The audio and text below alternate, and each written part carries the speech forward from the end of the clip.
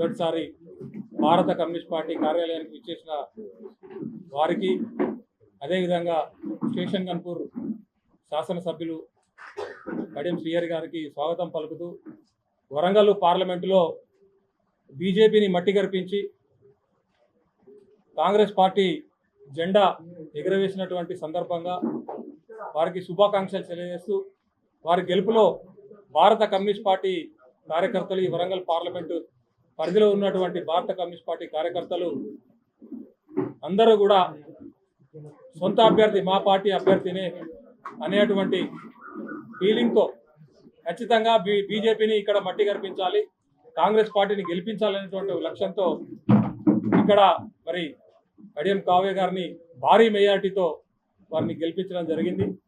వారికి శుభాకాంక్షలు తెలియజేస్తూ, మరి ఈ ప్రాంతంలో ఉన్నటువంటి సమస్యల మీద ఖచ్చితంగా మీరు పార్లమెంటులో మా ఒక గొంతుకను వినిపించి ఈ ప్రాంతానికి నిధులు తీసుకురావడానికి కానీ, ఉద్యోగాలకు కానీ, ఇక్కడ ఉన్నటువంటి అనేకమైనటువంటి సమస్యలు మీరు మా ప్రతినిధిగా పార్లమెంటులో మా యొక్క గొంతుకను మీరు వినిపించాలని, మీరు గెలిచినటువంటి సందర్భంగా మీకు ధన్యవాదాలు, హృదయపూర్వకమైనటువంటి శుభాకాంక్షలు తెలియజేస్తూ వారిని మాట్లాడాల్సిందిగా కోరుతాం.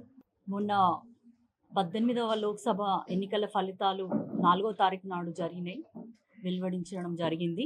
అందులో మన వరంగల్ జిల్లాలో కాంగ్రెస్, సిపిఐ, సిపిఎం మద్దతుతో నేను భారీ మెజారిటీతో గెలవడం జరిగింది. అందుకు మేము ఏదైతే ముందుగా ఎలక్షన్స్ టైంలో వచ్చి సిపిఐ వారిని సపోర్ట్ ఇవ్వమని కోరడం జరిగింది. వాళ్ళు అంగీకరించి మాకు సంపూర్ణ మద్దతు ఇచ్చారు. వాళ్ళందరూ కూడా నన్ను వారి అభ్యర్థిగానే భావించి నిజాయితీగా ఎంతో కష్టపడి ఈ అమ్మాయి అయితేనే మనకి పనులు చేసి పెడుతుంది, కాంగ్రెస్ పార్టీ, సిపిఐ, సిపిఎం అంతా ఒక్కటై అటు బీజేపీ అభ్యర్థిని మట్టి గర్పించారు.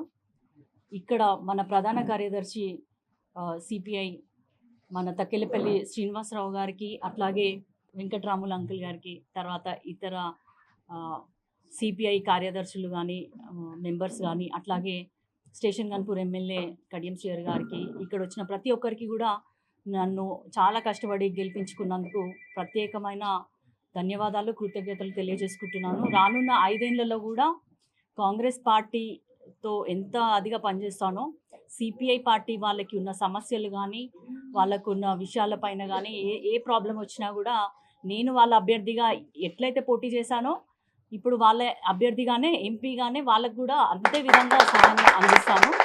అదేవిధంగా ఇక్కడ ఉన్న సమస్య, గుడిసెవాసుల సమస్య, వాళ్ళకి పట్టాలు ఇవ్వడం విషయంలో కానీ ఇదంతా కూడా నేను ఏ విధంగా అయితే ప్రామిస్ చేశానో అదే విధంగా కూడా నేను ఓత్ తీసుకున్నాక ఖచ్చితంగా వీళ్ళందరితోటి కలిసి కూర్చొని మాట్లాడి కాంగ్రెస్ ప్రభుత్వం మరియు మనలో ఎవరైతే మనకి పట్టాలు ఇచ్చే వాళ్ళు ఉంటారో న్యాయపరమైన ప్రాబ్లమ్స్ ఏమీ లేకుండా వారికి పట్టాలు ఇచ్చే ఏర్పాటు నేను తీసుకుంటానని మీడియా ముఖంగా అందరికీ తెలియజేసుకుంటున్నాను. మరొకసారి నాకు చాలా సంతోషంగా ఉంది.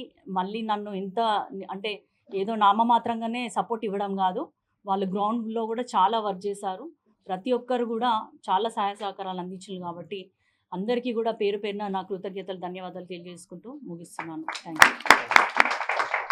అసలైన తొలి వెలుగు. ఫాలో వాట్సాప్ @తొలి వెలుగు official.